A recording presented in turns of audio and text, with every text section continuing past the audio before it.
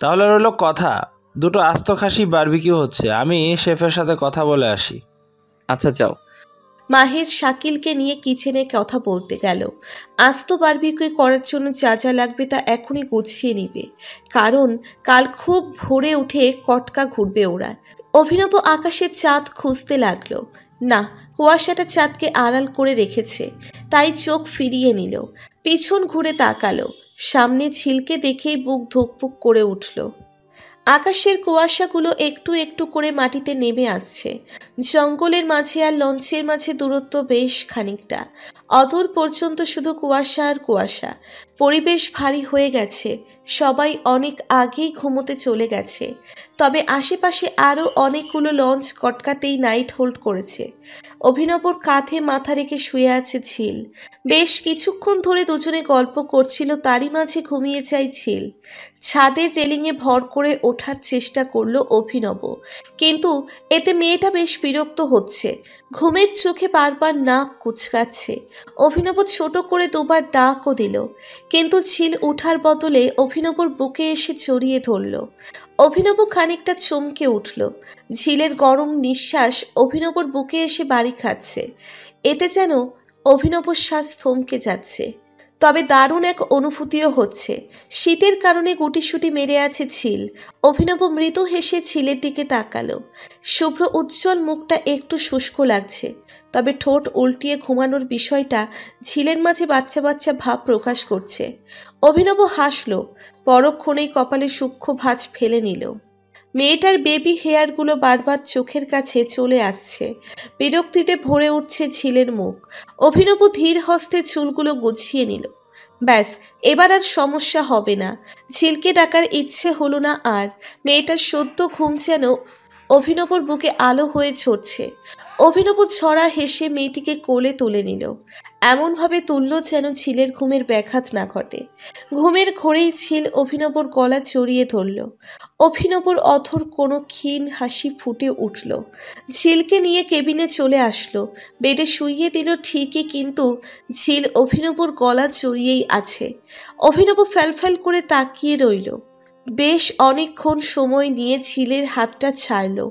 ঝিল উবু হয়ে শুয়ে রইল। অভিনব বেশ ভাবনায় পড়ে গেল ঝিলের পাশে শোবে কিনা। দ্বিধাহীন মন নিয়ে শুতে গিয়েও উঠে পড়ল। ঝিল ঘুমিয়ে আছে, ওর অনুমতি যদিও আছে, তবুও শোয়াটা উচিত নয়। অভিনব ঝিলের পাশে বসে রইল। কাল যেহেতু কটকার জামতলা সি বিচে ঘুরবে, তাই কটকার সম্পর্কে কিছু জেনে নিলে ভালো হয়। তাই নেট ট্রাই করলো, একটুখানিও নেটওয়ার্ক নেই। অভিনব দীর্ঘশ্বাস ফেলে বসে রইল। ব্যাগ থেকে একটা ইংলিশ বই বের করে পড়তে লাগলো। দ্য আর্ট অফ ট্রাভেল, এই বইয়ের একটি অংশ বলা হয়েছে, ভ্রমণের একটি শিল্প আছে। ডি বটন ব্যাখ্যা করেছেন এমন কিছু যা আমাদের সুখের সাথে আমাদের চিন্তা করার চেয়ে বেশি জটিল। তার বিষয়গুলি ব্যাখ্যা করার জন্য তিনি লেখক, কবি এবং চিন্তাবিদদের সাথে আত্মার অবস্থাকে পর্যবেক্ষণ করেন এবং সমান্তরাল করেন, কারণ তিনি নিজেই এর শিল্পে নিযুক্ত হন। অভিনব লাইনগুলো পড়ে বুক ভরে শ্বাস নিল।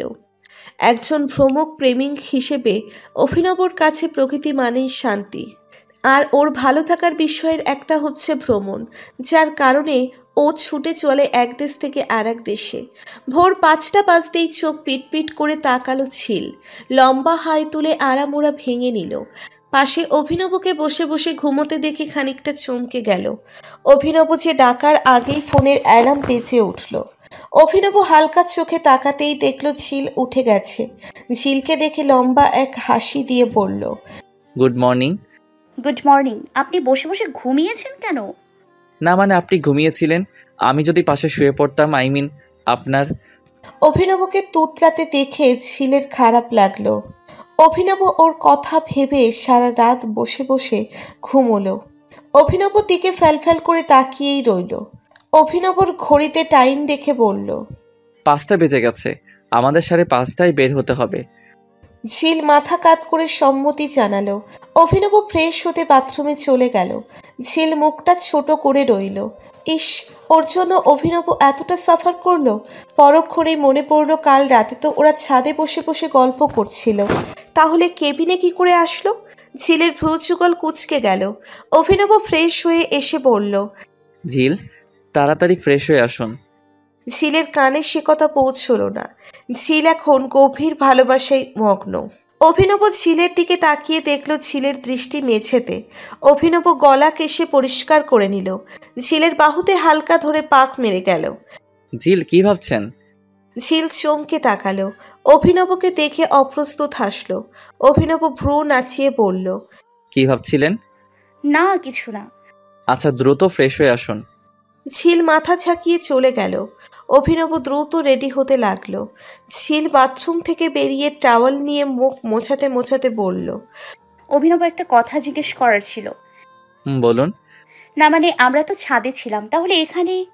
অভিনব তপ্ত শ্বাস ফেলে নিল। ঝিল মৃদু হাসার চেষ্টা করলো। অভিনব ব্যাগ গোছাতে গোছাতে বলল, আমি নিয়ে এসেছি। আপনাকে দুবার ডেকেও ছিলাম, আপনি ঘুমের মাঝে বিরক্তি প্রকাশ করছিলেন, তাই কোলে করেই নিয়ে এসেছি। ও আচ্ছা, আরেকটা কথা বলবো? বলুন। আপনি আমার পাশেই ঘুমোতে পারেন, আমার কোনো সমস্যা নেই। অভিনব মিষ্টি এক হাসি দিয়ে নিল। ঝিল বোকার মতো চেয়ে রইল। অভিনব কাঁধে ব্যাগ নিয়ে বলল, আমি পাশে ঘুমালেও কোনো সমস্যা নেই, এটা আমি জানি। ঝিল একটু সন্দিহান চোখে তাকালো। অভিনব সরস হেসে বলল, আফটার অল কাগজে কলমে কিংবা ধর্মমতে আপনি এখনও আমার স্ত্রী। কথাটা অভিনব রসিকতার ছলেই বলল। তবে অভিনবর মুখে স্ত্রী কথাটা শোনা মাত্রই ঝিলের চিত্ত কেঁপে উঠল। গান শুকিয়ে কাঠ হয়ে গেল। ঠোঁট দুটো যেন ফেটে রক্ত ঝরে যাচ্ছে। জিভ দিয়ে ঠোঁটটা ভিজিয়ে নিল ঝিল। ঝিলের এমন করুণ অবস্থা দেখে অভিনব হাসল।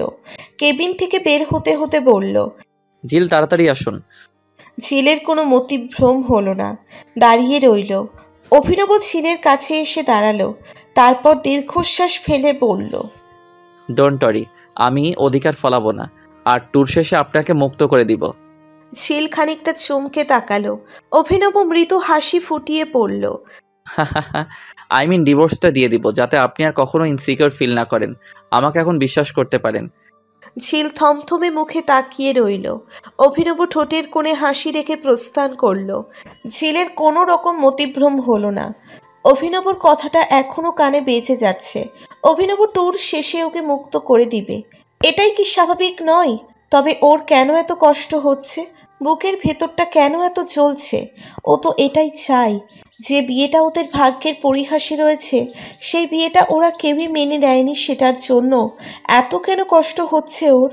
চোখ দুটো জ্বলছে, কান্নাগুলো গলায় দলা পাকিয়ে আছে, ভেতর থেকে বেরও হচ্ছে না, আর না শান্তি দিচ্ছে। অভিনবর মুখটা মনে হতেই ঝিলের ইচ্ছে হচ্ছে সব ভেঙে ফেলতে। কেন কেন ডিভোর্সের কথা বলে গেল অভিনব? ঝিলের মাথা ফাঁকা হয়ে যাচ্ছে, কিচ্ছু ভালো লাগছে না ওর। বেডে বসে পড়ল। অসহ্য যন্ত্রণায় ছটফট করতে লাগলো। চুলগুলো এক হাতে খামচে ধরল। চোখ বুজে ডুব দিল অতীতের স্মৃতিগুলোতে। ওদের বিয়ে, অভিনবকে ভয় পাওয়া, সব কিছু ভাবতেই ঝিলের মুখে এক চিলতে হাসি ফুটে উঠল। এই 1.5 বছরে কেন মনে পড়ল না অভিনবকে? তবে কি দুনিয়ায় মায়ায় পড়ে গেছে ও? এর উত্তর ওর কাছে নেই। খুব করে ইচ্ছে হচ্ছে অতীতে ফিরে গিয়ে সেই সময়টাকে আষ্টে পৃষ্ঠে জড়িয়ে নিতে। তবে সে উপায় যে নেই। সময় আর নদীর স্রোত বহমান, যা চলে তো যায়, তবে আর ফিরে আসে না। জিল এভাবে বসে আছেন কেন? শরীর খারাপ লাগছে? ঝিলের কানে অভিনবর ডাক পৌঁছতেই ঝিল থতমত খেয়ে গেল। নিজেকে যথাসম্ভব স্বাভাবিক করে বলল, না এমনি আর কি। সমস্যা নেই, প্লিজ তাড়াতাড়ি করুন, নাস্তা করতে হবে তো। ঝিল মুচকি হেসে সম্মতি জানালো। দ্রুত চুল ঠিক করে কাঁধে ব্যাগ নিয়ে নিল। অভিনব সরু চোখে তাকিয়ে আছে দেখে ঝিল কাচুমাচু করতে লাগলো। অভিনব কোনো কথা না বলে ঝিলের কাছে এসে কয়েকটা বেবি হেয়ার বের করে দিয়ে কানের কাছে গুছিয়ে দিল। অভিনবর হাতের কোমল স্পর্শ পেতেই ঝিল কেঁপে উঠল। আবেশে চোখ বুজে নিল। অদ্ভুত ভালো লাগায় ছেয়ে গেল পুরো শরীর। অভিনব মুচকি হেসে বলল, নাও পারফেক্ট, আপনার কোনো মেকআপের প্রয়োজন নেই, এমনিতেই মিষ্টি লাগছে। অভিনবর কথাতে ঝিলের লজ্জা লাগলো। ঝিল খানিকটা তুতলিয়ে পড়ল। চলুন। অভিনব ছড়া হেসে সম্মতি জানালো। কনকনে শীতের মাঝে লঞ্চের ছাদে বসে আছে সবাই। উদ্দেশ্য নাস্তা করা। তার আগে সবাই চা কফি খাচ্ছে। অভিনব তার স্পেশাল হাতের কফি বানিয়ে এনেছে, তাতে সুখময় চুমুক দিচ্ছে ঝিল। সূর্য এখনো ওঠেনি, চারপাশে কুয়াশা আর কুয়াশা। অভিনব একপাশে দাঁড়িয়ে ঝিলের অমৃতরম মতো স্বাদ নেওয়া কফি কাপের চুমুক দেওয়া ক্লিক করে নিল। বেশ ভালো হাত সাফাই করতে পারে অভিনব। এই যে এতগুলো ছবি তুলছে ঝিলের, তার কিছুই জানে না ঝিল। অভিনব আপন মনেই হাসতে লাগলো। সবাইকে নাস্তার টেবিলে বসানো হলো। আজকে সকালে আইটেম হচ্ছে ভাত, যা দেখে ঝিল নাক কুচকালো। অভিনব মৃদু হেসে বলল, ভাতের সাথে কিন্তু হরেক রকমের ভর্তা থাকছে। মুহূর্তেই ঝিলের চোখ চকচক করে উঠল। একেই বোধহয় বলে বাঙালি। বাঙালি হচ্ছে ভর্তার পাগল। অভিনব এর আগে এসে বাঙালি রেস্টুরেন্টে ভর্তার আইটেম খেয়েছিল, তারপর থেকে ওরও প্রিয় হয়ে উঠেছে। সবাইকে নাস্তা দেওয়া হলো। ভাতের সাথে আছে অনেক রকমের ভর্তা, আলু ভর্তা, বেগুন ভর্তা, চিংড়ি ভর্তা, বাদামের ভর্তা, কাঁকড়া ভাজি আর ডিমের ঝুড়ি। বেগুনের ভর্তা ছেলের পছন্দ নয়, তাই ও সেটা খেলো না। অভিনব বেশ তৃপ্তি করে খেলো। তবে সকাল হওয়াতে ঝিল তেমনটা খেতে পারল না। সকাল 6:30 বেজে গেছে। শাকিল এসে অভিনবর পাশে বসলো। ঝিল হালকা হেসে স্থান ত্যাগ করলো। এইসব ছেলেদের আড্ডাতে থেকে লাভ নেই ওর, কোনো প্রশ্নে ফেঁসে যাবে কে জানে। শাকিলের সাথে বেশ কিছুক্ষণ কথা বলল অভিনব। শাকিল জানালো কটকা আর জামতলা সি বিচ দুপুরে যাওয়া হবে, মাঝে আরও কিছু স্থানে নামানো হবে। অভিনব কিছুক্ষণ ভেবে বলল, তাহলে তো আমরা গরম জলেই নাইট হোল্ড করতে পারতাম। শাকিলও মাথা থেকে সম্মতি জানালো।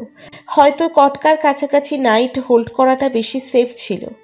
অভিনবর আর কথা বাড়ালো না। ঝিল মেয়েলি আড্ডাতে মজে রয়েছে, তারা কিছু একটা খেলছে।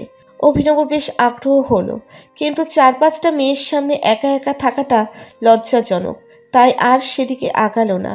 ঝিলকে ইশারা করে বলল ও ছাদে যাচ্ছে। ঝিল প্রতি উত্তরে মুচকি হাসল। সূর্যটা একটু একটু করে দৃশ্যমান হচ্ছে। খুব মনোযোগের পরিবেশ। খাওয়া দাওয়া কমপ্লিট করে সবাই নিচে চলে গেছে, আর তাই ছাদের দিকটা একদম শুনশান। অভিনবর বেশ ভালো লাগলো, প্রাণ ভরে শ্বাস নিল।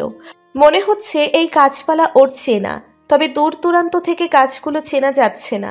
মনে হচ্ছে শুধুই সবুজের সমারোহ। আকাশের দিকে তাকাতেই এক চিলতে হাসি ফুটল। কুয়াশাগুলো শিশির হয়ে পৃথিবীর বুকে নেমে যাচ্ছে, তার ছিটে ফোটা অভিনব নিজের মধ্যেও অনুভব করল। ইস, বৃষ্টি হলে নেহাতি মন্দ হতো না, তবে ফেব্রুয়ারি মাসের বৃষ্টির দেখা মেলা ভার। মাথার উপর দিয়ে কাংচিল উড়ে যাচ্ছে। সুন্দরবনের নদীগুলো হলো মিঠা পানি আর নোনা পানির মিলনস্থল। বঙ্গোপসাগরের সাথে হওয়ার দরুন এইরকম অবস্থা। সুন্দরবনের স্বাদুপানি জলাভূমির বনাঞ্চল বাংলাদেশের ক্রান্তীয় আর্দ্র সুপুষ্পক বনের অন্তর্গত। এ ধরনের বন নোনা পানিযুক্ত জলাভূমির উদাহরণ। স্বাদু পানির জীবমণ্ডলের পানি সামান্য নোনা এবং বর্ষাকালে এই লবণাক্ততা কিছুটা হ্রাস পায়, বিশেষ করে যখন গঙ্গা ও ব্রহ্মপুত্র নদের পানির কারণে নোনা জল দূর হয় এবং পলিমাটির আস্তরণ জমা হয়, তাই তারপর ধীরে ধীরে গঠিত হয় চর। কিছুদিন আগে এক চর গড়ে উঠেছে, যে চরের নাম বঙ্গবন্ধু চর। ছাদে কারো পায়ের শব্দ পেয়ে পেছন ফিরে তাকালো অভিনব। মাহিরাকে দেখে এক ফালি হাসলো অভিনব। মাহিরা উজ্জ্বল মুখটা প্রশস্ত করলো, যেন বিশ্ব জয় করে নিয়েছে। অভিনবর পাশে এসে রেলিং ধরে দাঁড়ালো। অভিনব কোনো কথা বলল না। মাহিরা নীরবতা ভেঙে বলল, এখানে কি করছো? এমনি সকাল থেকে অনুভব করতে আসলাম। তুমি? বাহ, খুব ভালো তো। আমি তো তোমার খুঁজতে খুঁজতে চলে আসলাম। আচ্ছা, কিছু দরকার ছিল? এমনি আসলাম তোমার সাথে কথা বলতে। অভিনব ছড়া হাসলো। মাহিরার সাথে বেশ কিছুক্ষণ কথা বলল। মাহিরা জানালো তার বাবা একজন পলিটিশিয়ান আর মা কলেজের প্রফেসর।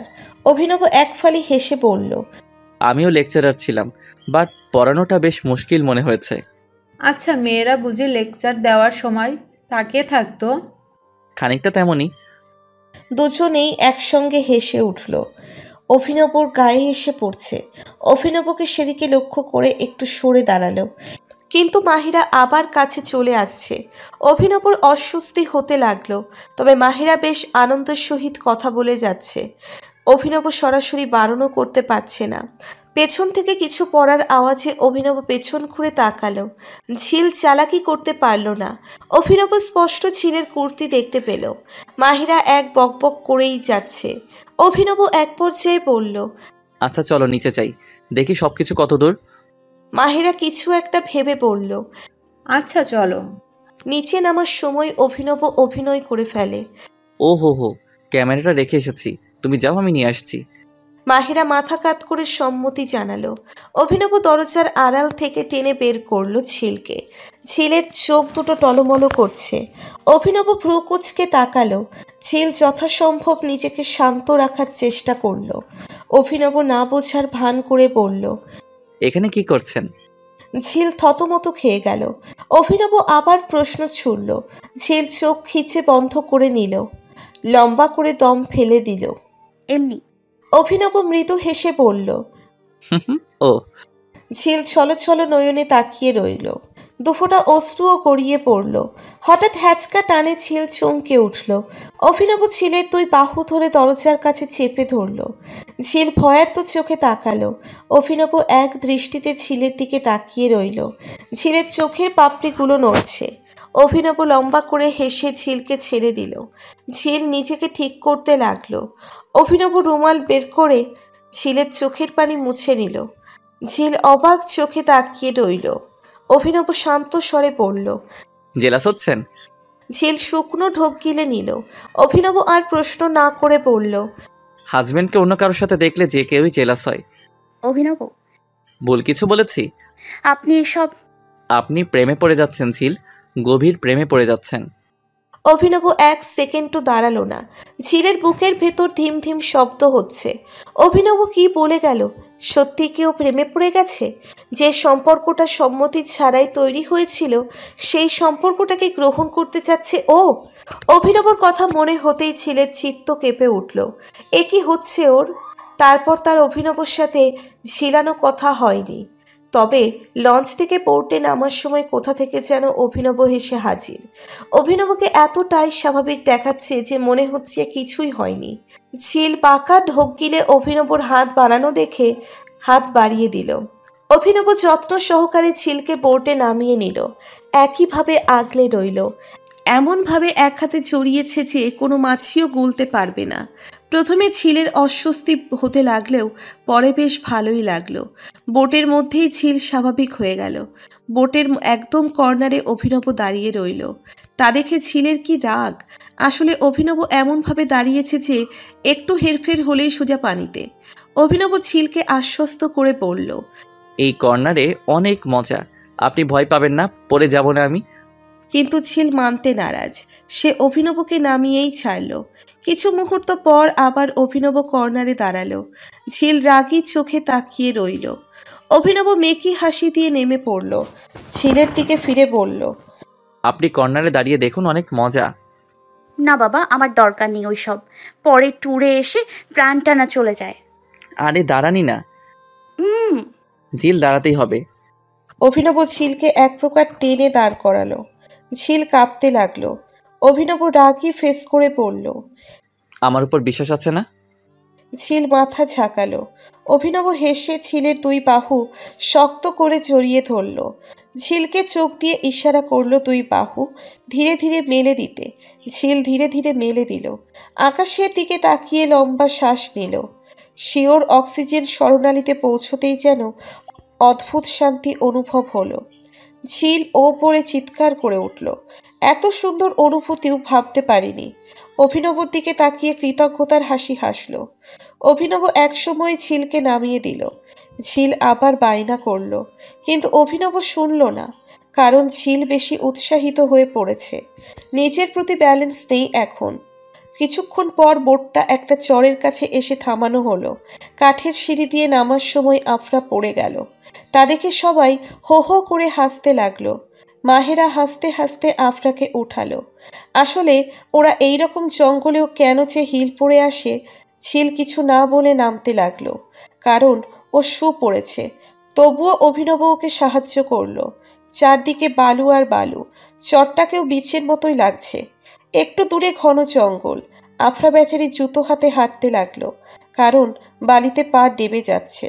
ঝিল পিটপিট করে হাসছে। অভিনব নির্দেশকের কাছ থেকে জানতে পারলো এটা নাকি ডিমের চর। গুগল ম্যাপ লোকেশনে ডিমের চরের আকৃতিটা খানিকটা ডিমের মতোই বটে, অর্থাৎ ডিম্বাকৃতির। চরটি খুবই নির্জন আর পরিচ্ছন্ন। বেলাভূমি জুড়ে দেখা যায় নানান কাঁকড়ার শিল্পকর্ম। অন্য পাশে রয়েছে বিশাল কাশবন। ঝিল মুগ্ধ নয়নে তাকিয়ে আছে। কাশফুলগুলো যেন ওকে ডাকছে। চরের বেশ খানিকটাই ঢেউয়ের আস্তরণ পড়ে আছে। এগুলো হলো সব জোয়ারের চিহ্ন। জোয়ার আসলে ওই পর্যন্ত ঢেউ আসে। আস্তরণের উপর পলিমাটি জমে কালচে রং ধারণ করেছে। ঝিল খানিকটা ঝুঁকে আঁকিবুকি করতে লাগলো। অভিনব ঘুরে ঘুরে দেখছিল। ঝিলকে উবু হয়ে থাকতে দেখে অভিনব ভ্রু কুঁচকাল। ক্যামেরা হাতে চলে আসলো ঝিলের কাছে। ঝিলের ডান পাশে একটু ধাক্কা দিল। ঝিল ঘুরে পাশে ঘুরে দেখল কেউ নেই। আবার বাপাশে ধাক্কা অনুভব করলো। এবারও কেউ নেই। ঝিল উঠে পেছন ঘুরে তাকালো। না, কেউ নেই। ঝিল খানিকটা ভড়কে গেল। এত মানুষের মাঝে ভূত কি করে আসবে? অভিনব মুখ চেপে হাসতে লাগলো। ঝিলের ঘাড়ের কাছে মুখ নিয়ে বলল। ঝিল। ঝিল চমকে তাকিয়েছে। অভিনব পেট চেপে হাসতে লাগলো। ঝিল সরু চোখে তাকিয়ে বুকে থুথু দিল। অভিনব, আপনি আমার সাথে মজা নিচ্ছেন? আমি ভয় পেয়ে মরে যাচ্ছিলাম আর আপনি কিনা হেসে যাচ্ছেন। অভিনব এখনো হেসে যাচ্ছে। ঝিলের রাগ হলো। খানিকটা বালু নিয়ে অভিনবর দিকে তাক করলো। অভিনব ফ্যালফ্যাল করে তাকিয়ে থেকে বলল। নো নো, প্লিজ ঝিল, please please, don't do this. ঝিল ডেভিল স্মাইল দিল। অভিনব অসহায় মুখ করে নিল। ঝিল কারো কথা শুনতে নারাজ। ভেজা বালুর মুঠো অভিনবর দিকে ছুঁড়ে দিল। অভিনবর পাশ কাটিয়ে বালুগুলো পড়ল। ঝিল আবার বালু উঠিয়ে নিল। অভিনব খপ করে ঝিলের হাত ধরে ফেলল। অভিনব, হাত ছাড়ুন। অনেক মজা উড়িয়েছেন। আজ আপনার রেহাই নেই। আমার হাতে আপনার অন্ত নিশ্চিত। ঝিল, ডোন্ট ডু দিস। বালুগুলো ফেলে দিন, অনেক জায়গায় যাব আমরা। ফেলবো না। আপনার গায়ে বালু ফেলেই আমার শান্তি। ফেলবেন না, তাই তো? ওয়েট, দেখাচ্ছি মজা। অভিনব এক হাতে ঝিলের হাত চেপে ধরে কোলে তুলে নিল। ঝিল নিজেকে ছাড়াতে ব্যস্ত হয়ে পড়ল, কিন্তু অভিনব ছাড়াতে নারাজ। নদীর ধারে গিয়ে দাঁড়িয়ে বাঁকা হেসে বলল। ফেলে দেই এবার। অভিনব, খারাপ হয়ে যাচ্ছে কিন্তু। দেখুন, আমি ভিজে যাব। আর ভেজা গায়ে এতটা পথ। না না, ছাড়ুন প্লিজ প্লিজ অভিনব। ওকে, ছেড়ে দিচ্ছি। আরে রে, কি করছেন আমি তো পানিতে পড়বো। কেন? আপনিই তো বললেন ছেড়ে দিতে। অভিনব। ঝিলের ভেগা ভেগা মুখ দেখে অভিনব ফিক করে হেসে দিল। ঝিল রিকোয়েস্ট করে যাচ্ছে যাতে পানিতে না ছাড়ে ওকে। বেশ কিছুক্ষণ পর অভিনব ঝিলকে কোল থেকে নামিয়ে নিল। ঝিল সরু চোখে তাকিয়ে পানিতে হাত ধুয়ে ফেলল। অভিনব ফিসফিস করে বলল।